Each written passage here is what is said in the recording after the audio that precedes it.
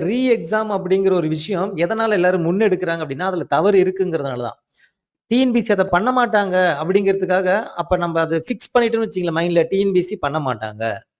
TNPSC அத வந்து செயல்படுத்த மாட்டாங்க. வாய்ப்பே கிடையாது. சரி ஓகே. இது எல்லாத்தையுமே நம்ம அக்செப்ட் பண்ணிட்டோம்னா, அப்ப நீங்க வரக்கூடிய எல்லா தேர்வுக்கும், எல்லா எக்ஸாமுக்கும் அத நீங்க அக்செப்ட் பண்ணிக்கணும்.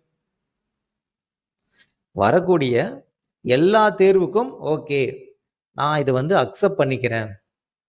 என்ன தவறு நடந்தாலும், ஈவன் வந்து ஏதாவது முறைகேடு நடந்தாலும், ஏதாவது வந்து பார்த்தீங்கன்னா, இல்லீகலா ஏதாவது பசங்க வந்து கொஸ்டின் லீக் ஆனாலும், அப்கமிங் வரக்கூடிய எக்ஸாம்ல வாட்டெவர் என்ன முறைகேடு நடந்தாலும், நீங்க அக்செப்ட் பண்ணிக்கிற மனநிலையில இருந்துங்க. என்ன நடந்தாலும் டிஎன்பிஎஸ்சி இப்படிதான் பண்ணுவாங்க. அப்படின்னு நீங்க அக்செப்ட் பண்ணிக்கங்க. அது பண்ண முடியுமா?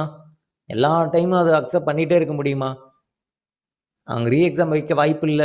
இத அவங்க பண்ண மாட்டாங்க. அவங்க தப்ப அவங்க ஒத்துக்க மாட்டாங்க.